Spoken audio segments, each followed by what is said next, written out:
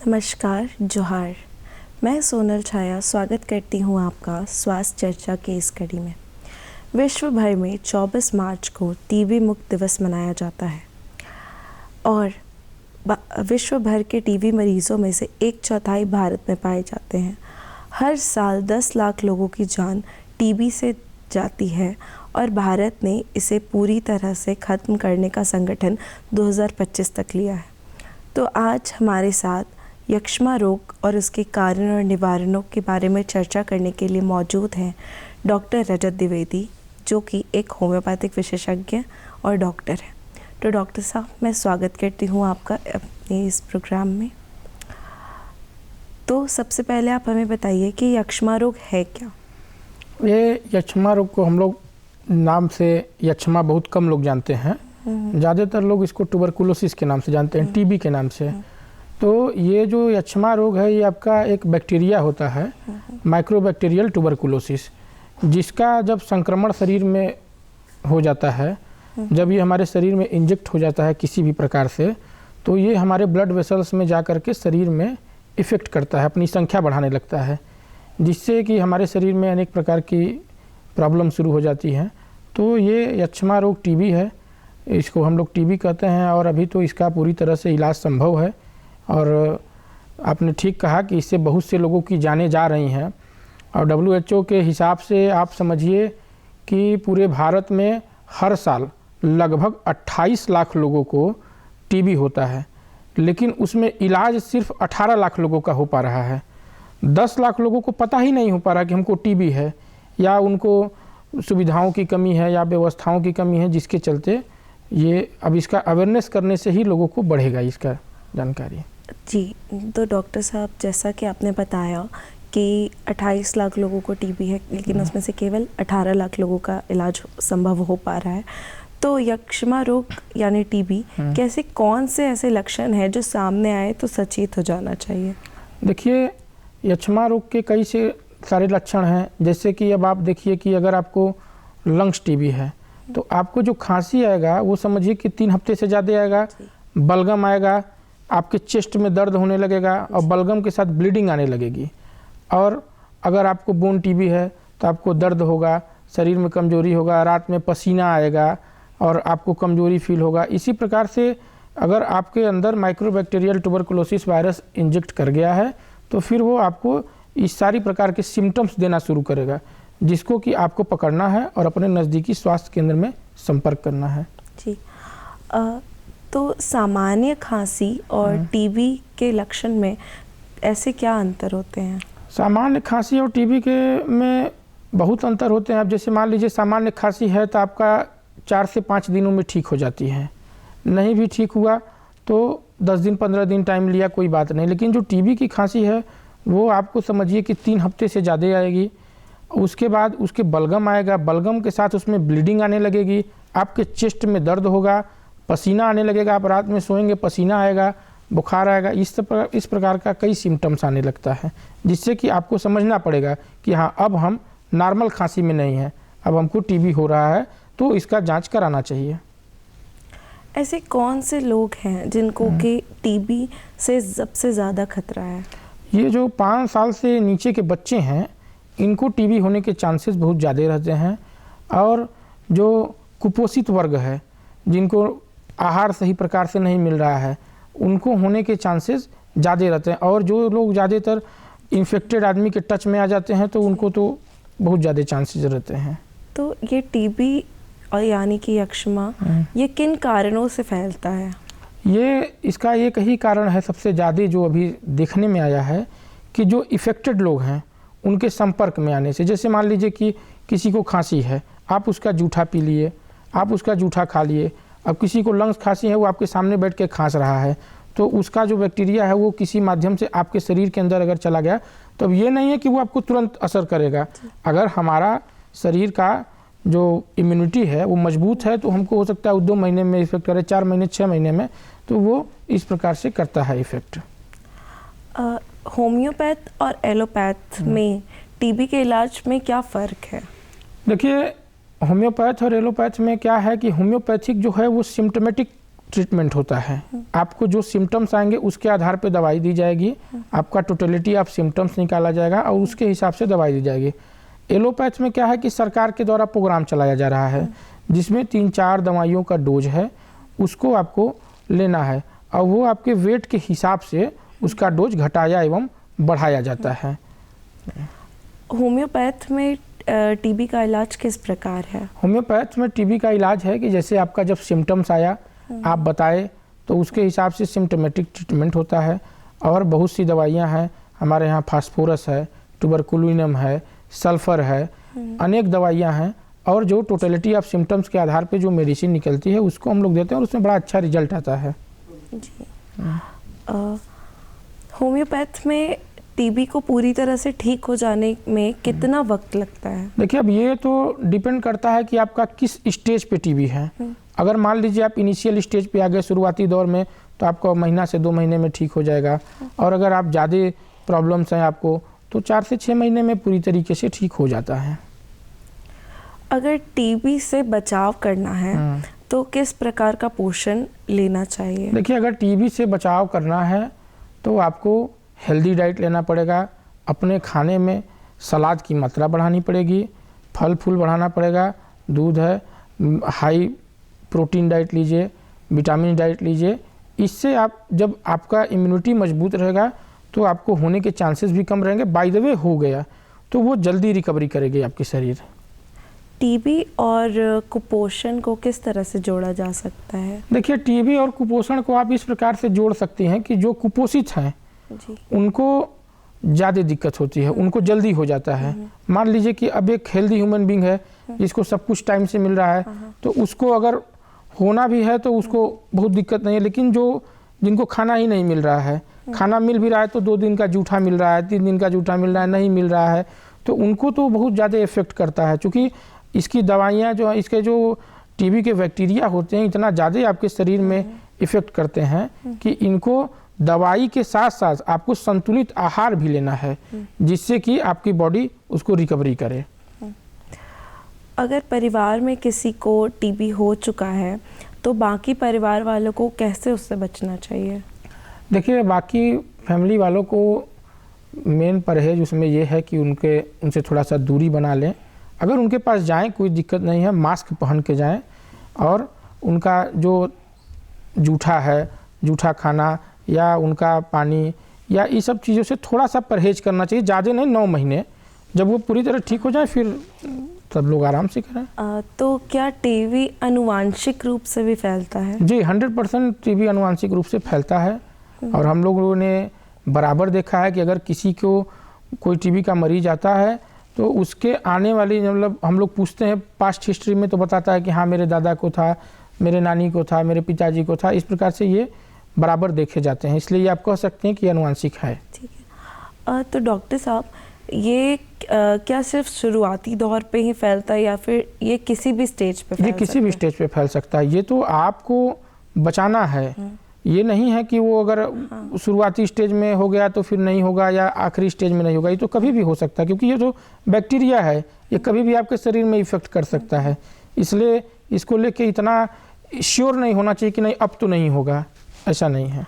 तो अगर परिवार वालों को लक्षण दिखे तभी टेस्ट कराना चाहिए या फिर मतलब ऐसे ही टेस्ट कराते रहना चाहिए? देखिए, अगर परिवार सक्षम है तो सरकार में फ्री में इलाज किया जा रहा है, फ्री में जांच किया जा रहा है, तो वो लोग जा कर के अपना टीबी गोल्ड टेस्ट है, मोन्टुक टेस्ट है और बहुत सारे टेस्ट आ गए हैं जिसको कि वो लोग करा सकते हैं। सारे सरकारी अस्पताल में निःशुल्क किए जा रहे हैं, अब वो लोग करा सकते हैं। अगर लक्षण आए तो करा सकते हैं और नहीं तो अगर वो प्रोटेक्शन में चाहें तो एक बार चेक कर सकते हैं। तो जैसा कि डॉक्टर साहब देखा जाता है कि हमारे समाज में यदि किसी को टीबी है तो उसे बहुत ही हीन भावना से देखा जाता है, जिसके कारण बहुत ही लोग इसके साथ सामने नहीं आ पाते हैं और अपना इलाज नहीं कराते हैं। तो आप ऐसे वर्गों को क्या बोलना चाहेंगे? देखिए, आप बात ठीक कह रही हैं। ऐसा बहुत पहले के समय में होता था कि जिसको टीबी हो जाता था उसको लोग बंद कमरे में रख देते थे, अलग रखते थे। अभी क्या है कि टीबी का पूरी तरह इलाज हो गया है, सरकार के द्वारा कई प्रकार की स्कीमें चलाई जा रही हैं। इसलिए अब ये बात नहीं है कि टीबी है तो आप अलग हो जाइए, उसको, क्योंकि अगर आप उसको सामाजिक दृष्टिकोण से बाहर करेंगे तो वो डिप्रेशन में चला जाएगा, और पता चला कि वो टीबी से उसको दिक्कत हो ना हो, डिप्रेशन से उसको दिक्कत हो जाएगा।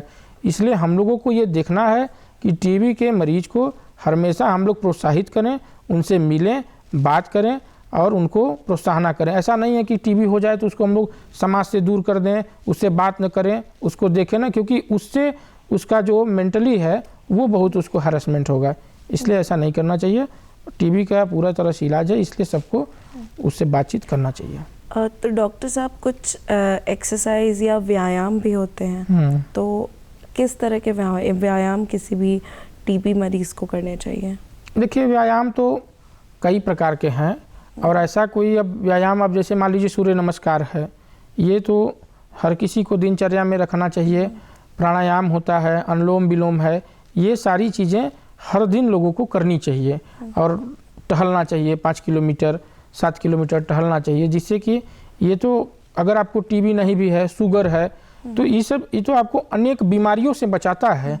टीबी तो बहुत छोटी बात हो गई, आपको बहुत सारी बीमारियों से इससे लाभ मिलता है, इसलिए इसको करना चाहिए।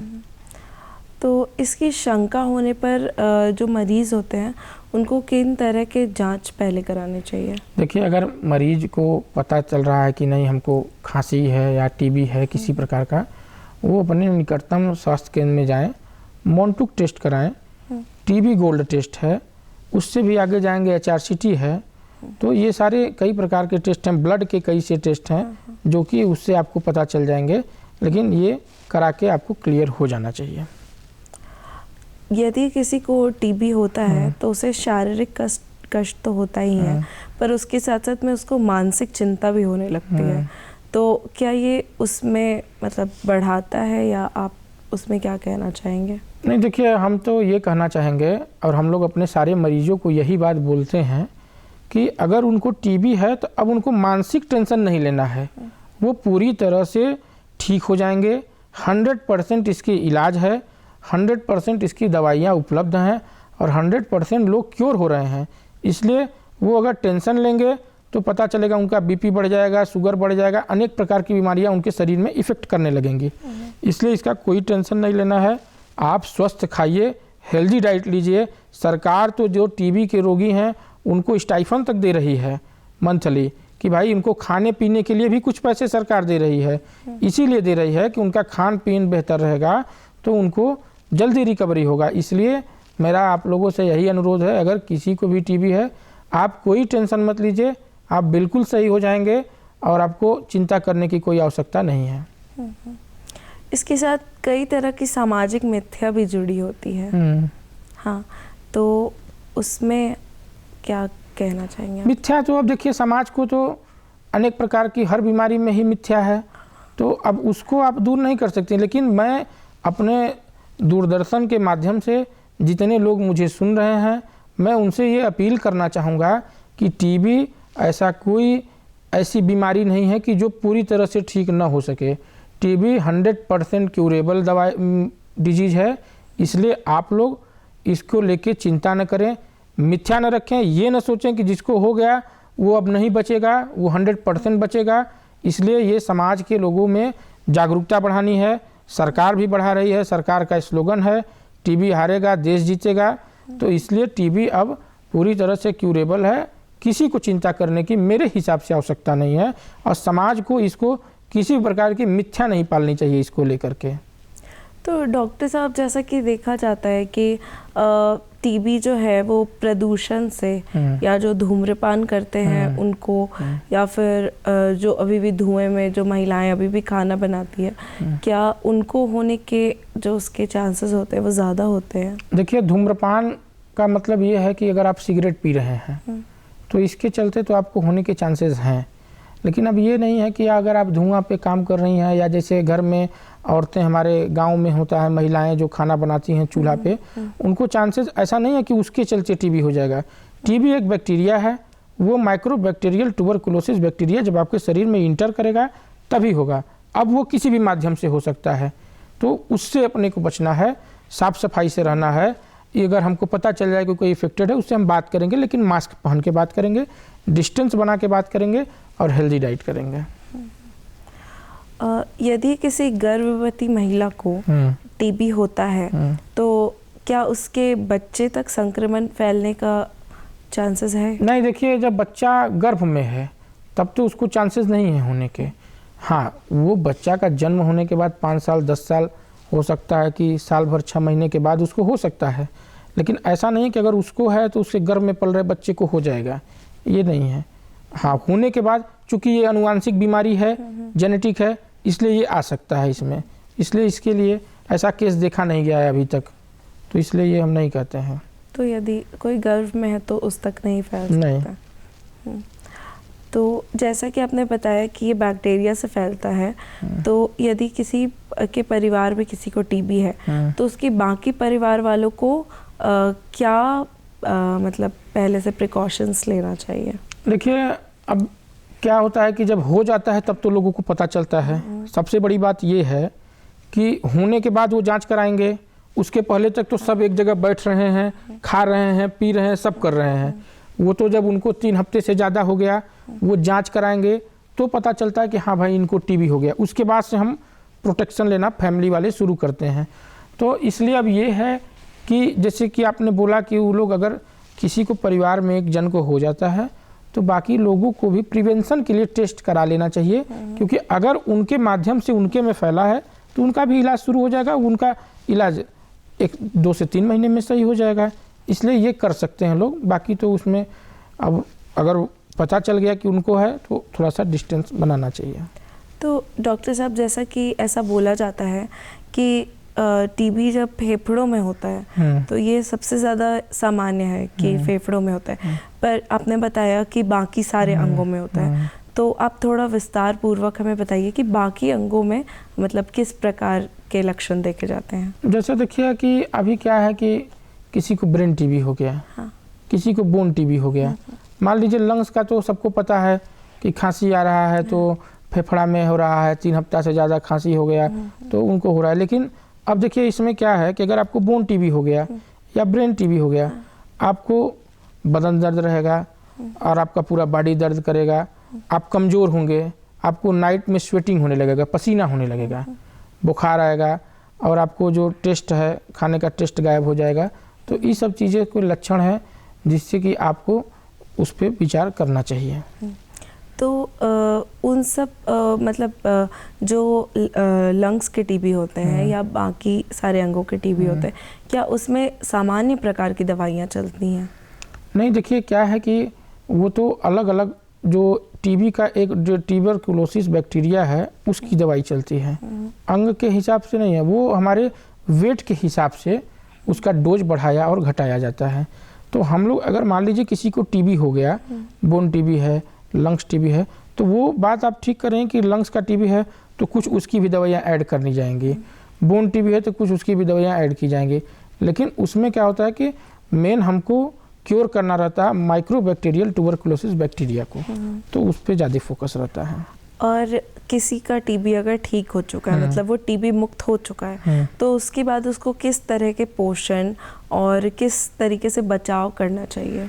देखिए, अगर किसी को टीबी हो गया है, वो ठीक हो गया, ऐसे हमारे समाज में कम से कम 1-2 करोड़ लोग होंगे, इससे ज़्यादा ही लोग होंगे जिनको हो गया और वो ठीक हो गए। तो अब उनको ये है कि उनको हाई प्रोटीन डाइट खाएं, हाई विटामिन डाइट खाएं और अपना व्यायाम करें, शरीर को फिट रखें, फल फूल सलाद ये सब, दूध अंडा ये सब अपना खाएं। तो उससे क्या होता है कि उनको चांसेस ना के बराबर रहते हैं। जी डॉक्टर साहब, तो कुछ ऐसे वर्ग हैं जो कि ये सब चीज़ें मतलब अफोर्ड नहीं कर सकते हैं, तो ऐसा कौन सा खाना है जो वो डाल सकते हैं अपने खाने में जिससे कि उनको प्रोटीन सबसे ज़्यादा मिलेगा? देखिए क्या है कि अभी प्रोटीन के लिए हमारे यहाँ दूध है और अंडा है, इस प्रकार के नहीं किसी के पास है तो बहुत लोग दाल पे भी हैं। तो इसलिए अब क्या है कि देखिए इसी के लिए सरकार ने लोगों को स्टाइफन देना शुरू किया। जो गरीब वर्ग है, जो रिक्शा चलाने वाला है, जो लेबर वर्ग है, तो जो भिखारी वर्ग है, अगर उसको होता है तो सरकार जानती है कि वो अच्छा खाना एफर्ट नहीं कर पाएगा, इसलिए सरकार उनको स्टाइफन देती है कि भैया आप ये लो और आप अच्छा खाना खाओ। क्योंकि इसमें क्या है कि आपको हेल्दी फूड तो लेना ही पड़ेगा, क्योंकि दवाई से ही अगर कोई ठीक हो जाए तब तो फिर किसी चीज़ की आवश्यकता ही नहीं है। लोगों को अपनी दिनचर्या सुधारनी पड़ेगी, खान पान की व्यवस्था सुधारनी पड़ेगी, और उसके बाद दवाई लेंगे तो काम करेगा। सिर्फ दवाई से आप ठीक नहीं हो सकते हैं। डॉक्टर साहब, होम्योपैथिक के बारे में भी ऐसा बोला जाता है कि वो किसी भी बीमारी को पहले थोड़ा बढ़ा देता है, फिर धीरे धीरे करके घटाता है, तो आप इस पे क्या कहना चाहेंगे? नहीं, देखिए, ये तो एक मिथ्या जैसे आपने बोला, ऐसा कुछ नहीं है। होम्योपैथिक जो ट्रीटमेंट है ये सिम्टोमेटिक ट्रीटमेंट है, और ये अगर आप सटीक दवाई टोटलिटी ऑफ सिम्टम्स पे निकाल के दे दिए तो वो आप समझिए कि एलोपैथिक की दवाई से भी ज़्यादा स्पीड से काम करेगा। इतना तेज़ काम करेगा कि आप उसकी कल्पना नहीं कर सकते हैं। बशर्ते ये है कि आपको सटीक दवाई देनी है। तो अगर आप सही दवा दे रहे हैं, सही दवा का जो चुनाव है हमारे चिकित्सक गण कर रहे हैं, और वो पूरी तरीके से ठीक हो रहे हैं, ये एक मिथ्या है कि बढ़ता है घटता है, ऐसा कुछ नहीं है। घटेगा ही, बढ़ेगा क्यों? दवाई घटने के लिए दी जा रही है, बढ़ने के लिए नहीं दी जा रही है। और होम्योपैथिक दवाइयाँ जब यदि कोई व्यक्ति सेवन कर रहा है तो उसे किन किन चीज़ों को नहीं सेवन करना चाहिए उसके साथ? देखिए, ऐसा तो माना जाता है कि आप, बहुत से लोग, बहुत प्रकार की मिथ्याएं समाज में हैं। लोग कहते हैं लहसुन मत खाइए, प्याज मत खाइए। ये स्किन डिजीज में भी कुछ से चीज़ें हैं, जैसे बातर चीज़ नहीं खाना चाहिए। तो ये क्या है कि अगर आप दवाई ले रहे हैं तो हम लोग हर पेशेंट को कहते हैं, उनसे हम रिक्वेस्ट करते हैं कि भाई आप धूम्रपान मत करिए, एल्कोहल मत लीजिए, सुपारी जर्दा मत खाइए, पान पत्ता मत खाइए। अब बाकी किसी बीमारियों में ऐसा है कि लहसुन प्याज बरकाया जाता है, नहीं तो ऐसा कोई परहेज नहीं है। हाँ, परहेज यही है कि हमको विषैले पदार्थ का सेवन नहीं करना है जो कि हमारे शरीर के लिए हानिकारक हो। विषैले पदार्थ जैसे कि? जैसे आपका एल्कोहल हो गया, ये धूम्रपान आप कर रही हैं, सुपारी जर्दा हो गया, गुटखा हो गया, ये सारी चीज़ें हैं। तो क्या इसमें मांस मछली का भी सेवन रोकना चाहिए? नहीं, अगर उनको वो है, उनके शरीर के हिसाब से है। अगर जैसे मान लीजिए जब किसी का फैटी लीवर है, किसी को पीलिया हो गया है, तो अब उसको तो हम लोग तेल मसाला खाने से रोकेंगे ही। अब किसी को खांसी है तो उसको कहेंगे कि भाई ठंडा मत खाओ। तो ये क्या है कि वो बीमारी पर डिपेंड करता है कि कौन सा परहेज हमको उसको कराना है। अब वही बात है कि अगर उसको कोई ऐसी बीमारी है तो उसको, अब जैसे मान लीजिए उसको लंग्स में दिक्कत है तो हम कहेंगे भाई कोल्ड चीज़ मत लीजिए, ठंडा से परहेज करिए। गले में दिक्कत है, टॉन्सिलाइटिस है, तो हम लोग कहते हैं भाई ठंडे से परहेज करिए। तो ये हम ही नहीं, होम्योपैथी ही नहीं, ये तो एलोपैथिक डॉक्टर भी कहते हैं, सब लोग करते हैं। अब शुगर है तो कहेंगे कि मीठा मत खाओ, ये तो नहीं कहेंगे कि 4 रसगुल्ला खा के आओ। तो ये सारी चीज़ों को हम लोग को समझना है कि ऐसा कोई परहेज नहीं है। हाँ, जो दिक्कत है उससे परहेज करना है। जी डॉक्टर साहब, तो डॉक्टर साहब, जैसे कि टीबी के मरीज़ बहुत ज़्यादा हैं हमारे समाज में, तो आप उनको इलाज के लिए कैसे प्रेरित करना चाहेंगे?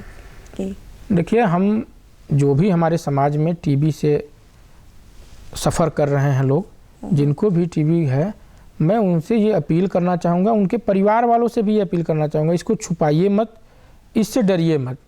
ये पूरी तरीके से ठीक होने वाला बीमारी है, 100% क्यूरेबल है, और आपको समाज में किसी से डरना नहीं है, ना आपको अपने मन में भय रखना है। आप 100% सही होंगे। सिर्फ आप दवाई और अच्छा खान पान अपना मेंटेन करिए, व्यायाम करिए, स्वस्थ रहिए। जी, तो डॉक्टर साहब, बहुत बहुत शुक्रिया हमारे साथ इस शो में जुड़ने के लिए। जी, तो जैसा कि बोला जाता है कि टीबी जो है वो एक लाइलाज बीमारी नहीं है। एक वक्त पर इसे लाइलाज माना जाता था, पर अब बहुत सारी चीज़ें जो है वो यहाँ पर मौजूद है हमारे लिए, जिससे कि हम टीबी मुक्त हो सकते हैं। और जैसा कि भारत का संकल्प है कि 2025 तक टीबी मुक्त होगा, तो मैं आप सभी से अनुरोध करना चाहूँगी कि जैसा कि डॉक्टर साहब ने हमें बताया कि इसके क्या क्या लक्षण होते हैं, इसके कैसे निवारण होते हैं, इसमें क्या करना चाहिए, क्या नहीं करना चाहिए, आप इन सब चीज़ों को सुने, समझें, और टीबी के साथ जंग जो है भारत की, उसमें बढ़ चढ़ कर हिस्सा लें और अपना इलाज करवाएं। तो बहुत बहुत शुक्रिया डॉक्टर साहब हमारे साथ जुड़ने के लिए। आप इस प्रोग्राम को देख सकते हैं दूरदर्शन के YouTube चैनल पे। धन्यवाद।